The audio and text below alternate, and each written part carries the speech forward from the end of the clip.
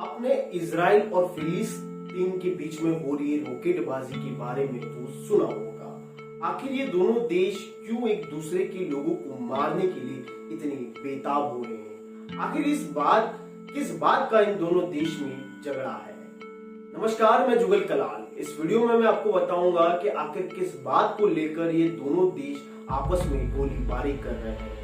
Video शुरू करने से पहले दोस्तों, इजराइल और फिलिस्तीन के मैप को देख लेते हैं। इस मैप में जो आपको ऑरेंज कलर का एरिया दिख रहा है वो पूरा इजराइल है, और जो येलो कलर का जो हिस्सा दिख रहा है वो पूरा फिलिस्तीनी है। अब आप ये सोच रहे होंगे कि इस मैप में दो जगह येलो कलर दिख रहा है, तो क्या दो फिलिस्तीन है? इसका जवाब है नहीं।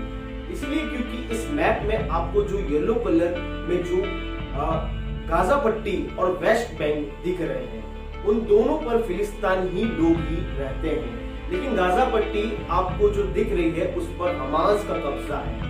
अब आप सोच रहे होंगे कि आपके मन में एक सवाल ये भी पैदा हो रहा होगा कि आखिर हमास क्या है? हमास एक इजरायली विरोधी एक ग्रुप है जो कि इजरायलियों को आतंकवादी समझता है, और हमास ने ही इजराइल के तेल अवीव शहर पर 200 से 300 रॉकेट से हमला बोल दिया था। जो अभी आपने मैप देखा वो फिलहाल प्रेजेंट मैप है। ये मैप आप जिसे इजराइल समझ रहे हैं, ये पहले पूरा ही फिलिस्तीनी हुआ करता था। कैसे दोस्तों? सेकेंड वर्ल्ड वॉर के बाद फिलिस्तीनी को अंग्रेजों ने आजाद कर दिया। फिलिस्तीन को यहूदी और अरब देशों में बांट दिया गया, यानी कि इजराइल में यहूदी लोग रहेंगे और फिलिस्तीन में मुसलमान लोग रहेंगे। जेरूसलम को अंतरराष्ट्रीय शहर घोषित किया गया। अब जिसका कंट्रोल यूनाइटेड नेशन करता था, जेरूसलम जिसको अंतरराष्ट्रीय शहर घोषित किया गया, उसका पूरा कंट्रोल यूनाइटेड नेशंस करता था। इस फैसले को यहूदी ने तो मान लिया, लेकिन अरब देशों ने अंग्रेजों के इस फैसले को मानने से इनकार कर दिया, जिसके बाद 1948 में अंग्रेजों ने इस इलाके को छोड़कर चले गए और 14 मई 1948 को यहूदी का देश इजराइल वजूद में आया। इसके बाद फिलिस्तीन और इजराइल की लड़ाई होने लगी और इजराइल अमेरिका की मदद से खुद को पावरफुल बनाता गया और फिलिस्तीन से लड़ाई कर उसकी जमीन पर कब्जा करता चला गया। आप ये मैप देखकर समझ सकते हैं कि हर बार की लड़ाई के बाद आखिर कितना फीसदी हिस्सा इजराइल फिलिस्तीन से छीन लेता था। जहाँ फिलिस्तीन के पास एक समय में 100% जमीन 1948 के पहले हुआ करती थी, उसके बाद फिलिस्तीन के दो पार्ट बनने के बाद फिलिस्तीन के पास 44% रह गई और फिलिस्तीन के पास इजराइल के हमलों के बाद सिर्फ 15% ही जमीन बची है।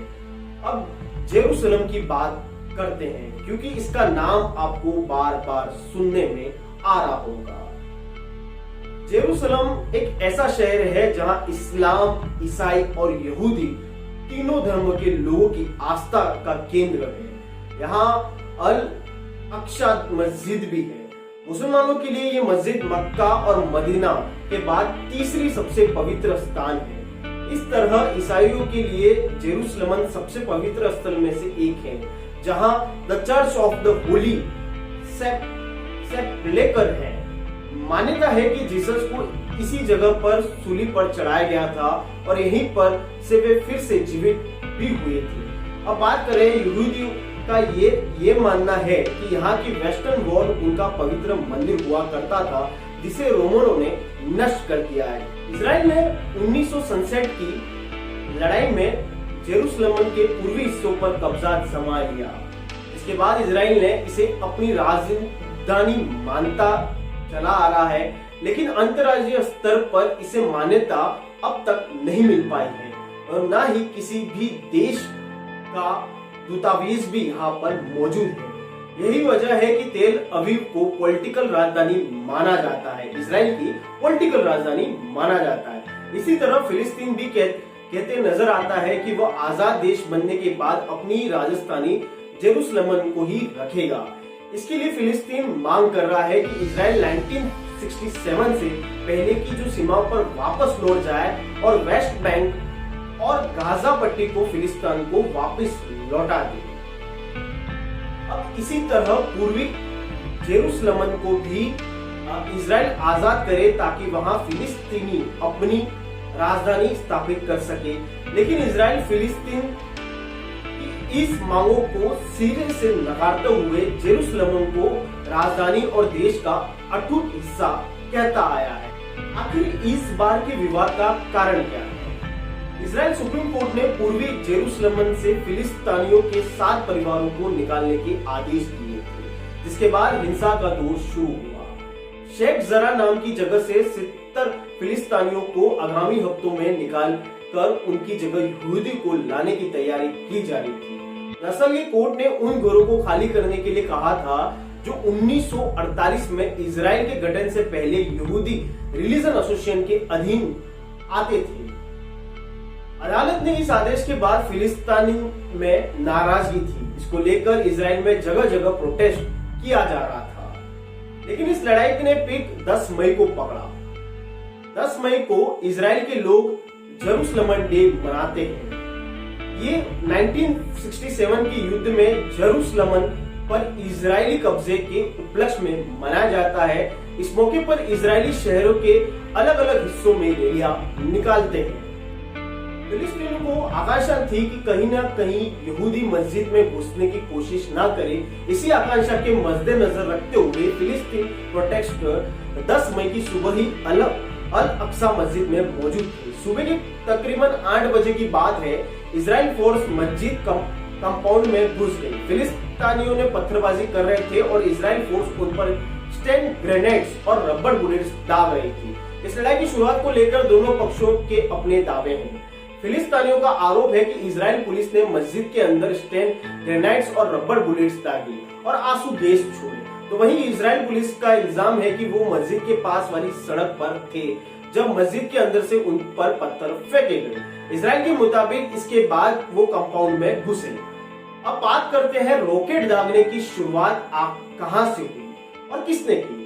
हमास ने इजराइल को चेतावनी देते हुए कहा था कि मस्जिद खाली कर दो वरना हम हवाई हमले करेंगे। इसके बाद हमास ने इजराइल पर 150 से भी ज्यादा रॉकेट दाग दिए।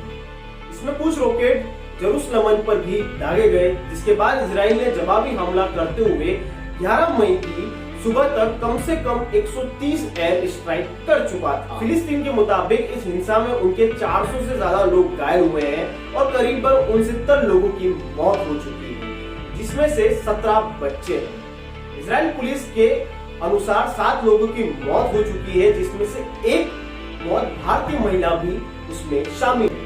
दोनों देशों के बीच चल रही इस लड़ाई में नुकसान सिर्फ उन बेकसूर लोगों का हो रहा है।